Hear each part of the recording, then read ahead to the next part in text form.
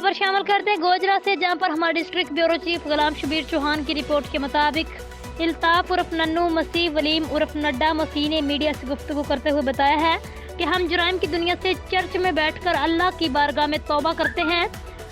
मजीद उनका क्या कहना था, आइए आपको मुलाहिजा करवाते हैं। विलियम परवेज उर्फ नड्डा कृष्णपुरी का रहायशी हूँ। मैं अपना शराब का धंधा बंद करना, तौबा करना, खुदा नूं हाजिर नाजिर करके चर्च दे विच बैठा वां। इस काम नूं मैं दोबारा करा मैं गर्क होवां। लिहाजा मेरी अपील हुकूमत अगे, DPO अगे, SHO अगे, अपना DSP अगे, अवाम अगे, मैं जे इंदा इस काम नूं मकसद करा, जो चोर दी सजा मेरी सजा।